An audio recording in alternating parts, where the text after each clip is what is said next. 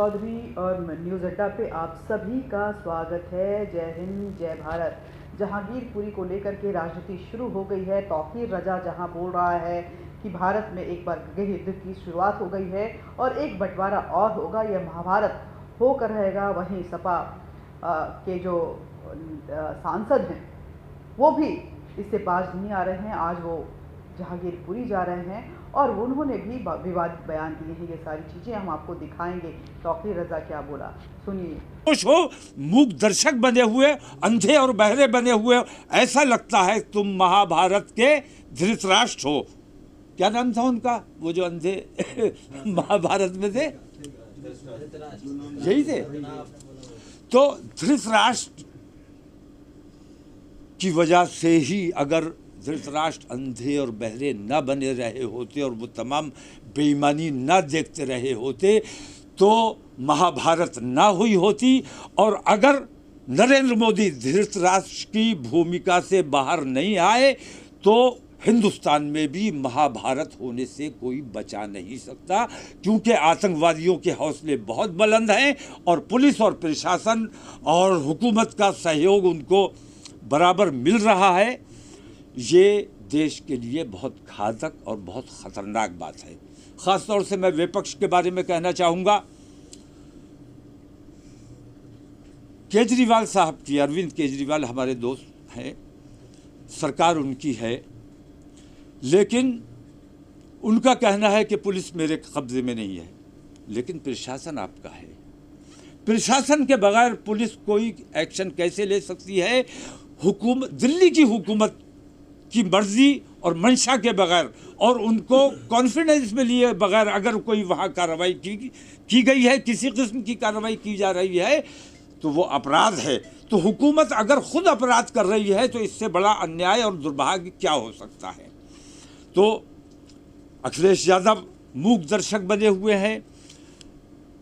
अरविंद केजरीवाल ने सारी जिम्मेदारी केंद्र सरकार पर डाल दी है। तो हम अब किसके पास जाएं, कहाँ जाएं, किसके सामने अपने मसाइल रखें? ख़ास तौर से उत्तर प्रदेश में मैं कहना चाहूँगा कि अखिलेश यादव जैसे नेताओं पर भरोसा जो मुसलमानों ने किया, उसका खमियाजा आज मुसलमानों को भुगतना पड़ रहा है। मैं उत्तर प्रदेश की एकता और अखंडता और देश प्रेम में यकीन रखने वाले तमाम समाजवादी के विधायकों से ये अपील करता हूँ कि समाजवादी पार्टी से उन्हें तुरंत इस्तीफ़ा दे देना चाहिए, वरना कल चुनाव आएगा तो तुम मुसलमानों को मुंह दिखाने के लायक नहीं रहोगे। और ख़ास तौर से मैं अपील करूँगा मुसलमान विधायकों से कि वो समाजवादी पार्टी से तुरंत इस्तीफ़ा दें, विधायकी से तुरंत इस्तीफ़ा दें और अपना एहतजाज दर्ज कराएं। और जिस किस्म की बेईमानी हमारे हिंदुस्तान में चल रही है, इस और मुस्लिम तमाम जो बुद्धिजीवी हैं, जो अपने देश के बारे में सोचते हैं और देश की एकता और भाईचारे के बारे में सोचते हैं और देश से प्यार करते हैं, ऐसे लोगों से मैं मुसलसल राब्ते में हूँ। और ईद के बाद इंशाअल्लाह हमारी मीटिंग फाइनल होने वाली है। और अगर हुकूमत ने इस दौरान अपने तरीक़े-कार को दुरुस्त नहीं किया, एक तरफ़ा कार्रवाई का अमल जारी रखा और तासुब और नफ़रत, सबका विकास और सबका साथ कहने भर की बात है, वरना सच्ची बात यह है कि ये एक नारा भर है, असल में इस पर अमल नहीं हो रहा है। इसलिए मैं हुकूमत से मांग ये करता हूँ कि अभी 10 दिन हैं, इन 10 दिनों में अपना तरीक़ाकार दुरुस्त कर लें, वरना हम दिल्ली से इंशाअल्लाह ये ऐलान होगा ईद के बाद कि हम देशव्यापी जेल भरो आंदोलन इंशाअल्लाह, और उसमें हिंदू मुस्लिम तमाम लोग शामिल होंगे जो अपने देश से प्यार करते हैं, देशव्यापी जेल भरो आंदोलन जिसमें हर ज़िले से, हर सूबे से अपने देश की एकता और भाईचारे में यकीन रखने वाले लोग और ख़ास तौर से मुसलमान समाज के लोग, क्योंकि जब तुम हमारे साथ रहना नहीं चाहते, हम कहीं जा नहीं सकते, पाकिस्तान हमें कबूल नहीं करेगा, बांग्लादेश हमें कबूल नहीं करेगा, चाइना हमें कबूल नहीं करेगा, हम कहाँ जाएं? हुकूमत हमारी बात सुनेगी नहीं, हमारी बात मानेगी नहीं। कोर्ट में हमें इंसाफ की अब उम्मीद नहीं रही। कोर्ट से जिस किस्म के फैसले आ रहे हैं, मैं देख रहा हूं कि कोर्ट को नज़रअंदाज कर दिया गया है। जुर्म किया है, ऑन दी स्पॉट फैसला हो रहा है। किसी पर इल्ज़ाम लगाया गया, मुजरिम में और मुल्जिम में अंतर होता है, आरोपी और अपराधी में अंतर होता है। तो आरोपी के घर पे बुलडोज़र चला देना ये अन्याय है। इस किस्म के अन्याय अगर इस हुकूमत में होते रहे तो इस देशव्यापी जेल भरो आंदोलन को रोकना हुकूमत के बस की बात नहीं। और जिस दिन मुसलमान सड़कों पर आएगा उस दिन फिर किसी के कब्जे में नहीं आने वाला है, ये समझ लिया जाए। तो मैं हुकूमत को चेतावनी देता हूँ, ख़ास तौर से नरेंद्र मोदी सरकार को मैं चेता देना चाहता हूँ कि अगर उन्होंने अपने इस तरीक़ेकार को फौरी तौर पर दुरुस्त नहीं किया और उनकी खामोशी, तुम सबके प्रधानमंत्री हो, तुम्हारे मुल्क में इस किस्म की बेईमानी हो रही है और तुम खामोश हो, मूक दर्शक बने हुए। ये कि सपा सांसद ये पहली बार बोले, इससे पहले भी ये बोलते रहे। इनके बिगड़े बोल जो हैं वो आग लगाते रहे हैं। लेकिन जहांगीरपुरी को लेकर के किस तरह से हिंदुस्तान में एक तुष्टीकरण वाली सियासत चल रही है जो सिर्फ और सिर्फ भारत को के अगेंस्ट में है। वो किसी हिंदुत्व से ऊपर उठ जाइए, आप हिंदुओं से ऊपर उठ जाइए, आप देखिए कि भारत को किस तरह से बर्बाद करने की एक कोशिश शुरू हुई है जिसमें पूरी लॉबी इन्वॉल्व हो गई है। चाहे वो पॉलिटिकल पार्टीज़ हों, चाहे वो इस्लामिक सोच हो, चाहे वो जुडिशियरी हो या समाज सेवी हों।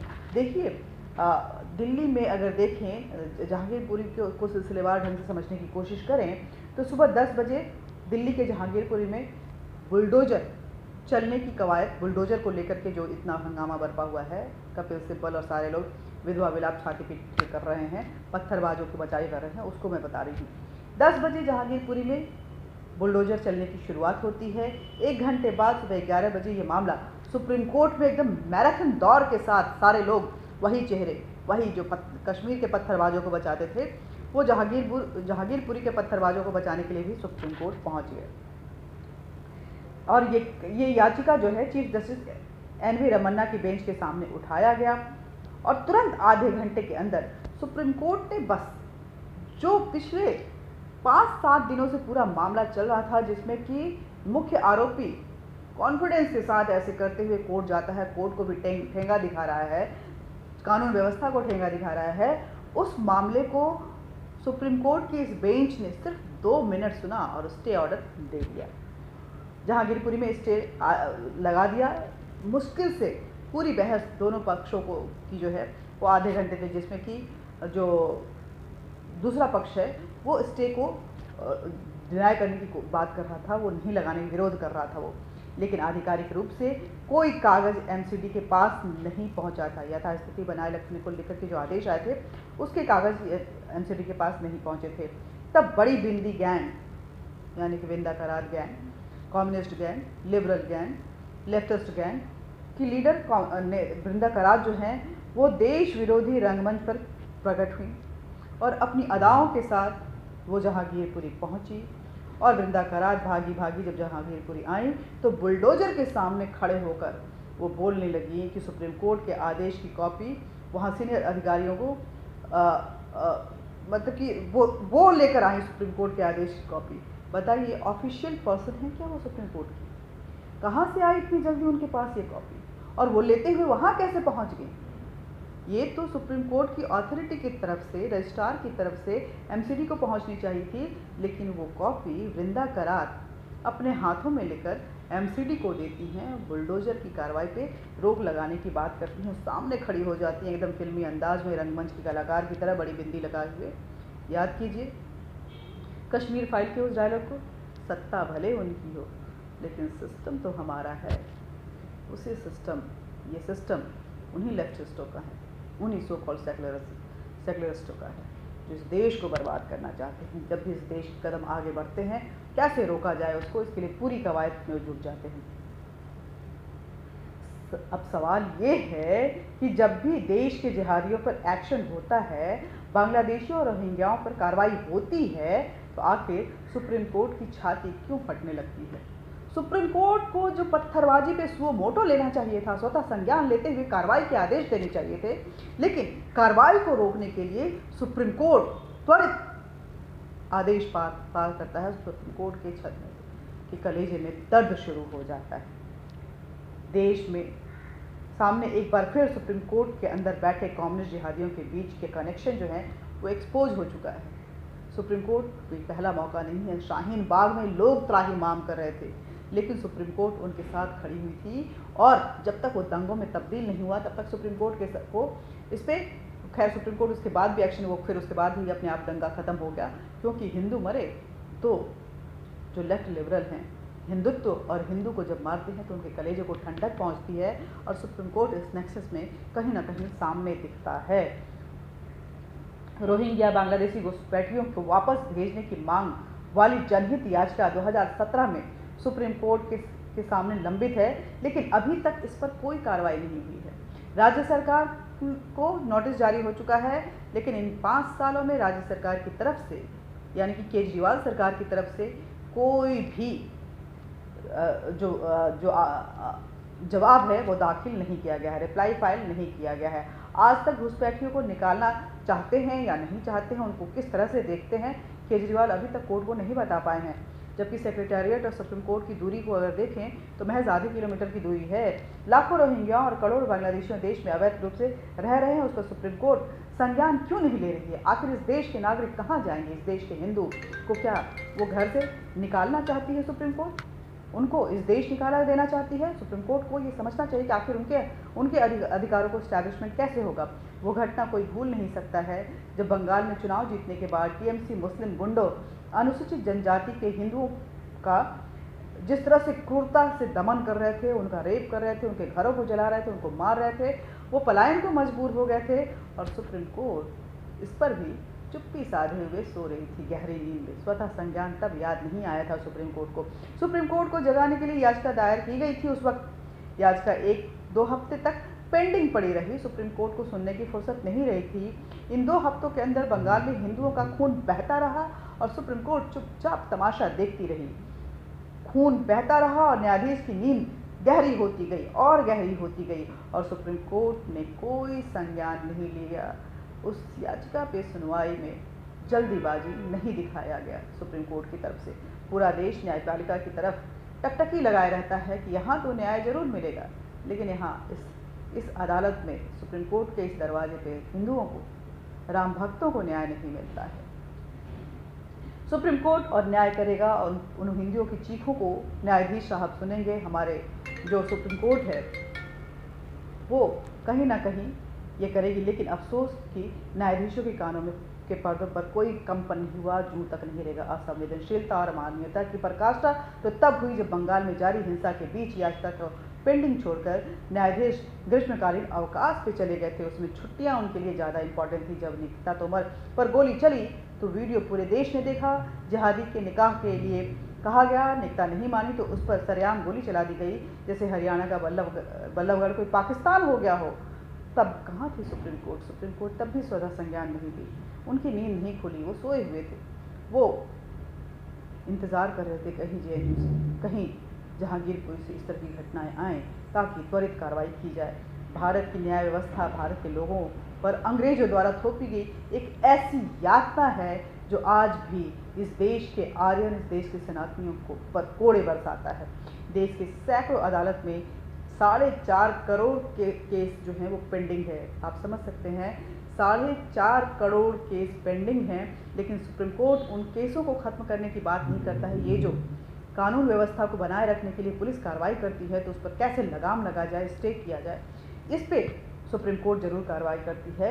इन घुसपैठियों को बचाने के लिए, इन रोहिंग्याओं को बचाने के लिए, इन जिहादियों को बचाने के लिए मानवाधिकार को लेकर के सुप्रीम कोर्ट जो है वो एकदम विचलित हो जाती है, संवेदनशील हो जाती है और लोगों पे कार्रवाई करती है। बाकी सारे लोग जो हैं वो कहीं ना कहीं इस देश के अल्पसंख्यकों को ख़त्म करना चाह रहे हैं, लेकिन पत्थर हिंदुओं पे बरसता है। अभी हाल ही में सुप्रीम कोर्ट ने एक माननीय ने यूपी में निकाली जाने वाली कांवड़ यात्रा पर तो स्वतः संज्ञान ले लिया था। नहीं होनी चाहिए कांवड़ यात्रा, ले लिया था, लेकिन केरल के बकरीद पर संज्ञान लेना वो भूल गए थे कि इतने खून बहते हैं, नहीं लेना, ये खून नहीं बहने चाहिए। जब सुप्रीम कोर्ट को सुनवाई के दौरान याद दिलाया गया तो मानिए केरल में भी ऐसा हो रहा है, तो माननीय को संज्ञान मजबूरी में लेना पड़ा। फिर भी केरल और सरकार और जिहादियों को कोई फर्क नहीं पड़ता है, लोग मरते हैं। संस्कृति खत्म होती जा रही है, सभ्यता में जिहादी घुन जो है घुसते जा रहे हैं। वामपंथ एक काले साए की तरह पूरे भारत पे छाता जा रहा है।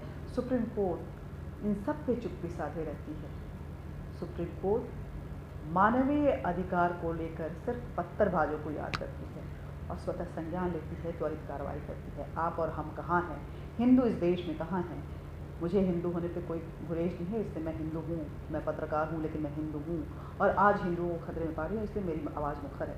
इस मुखर आवाज़ को ज़्यादा से ज़्यादा शेयर कीजिए, हमारे चैनल को सब्सक्राइब कीजिए, न्यूज़ अड्डा इंडिया को सब्सक्राइब कीजिए, लाइक कीजिए और बेल बटन दबाइए ताकि नोटिफिकेशन आप तक पहुँचता रहे। साथ ही इस ज्वलंत मुद्दों पे एकजुट होकर आवाज़ जरूर उठाइए, कमेंट बॉक्स में कमेंट कीजिए। जय हिंद, जय भारत।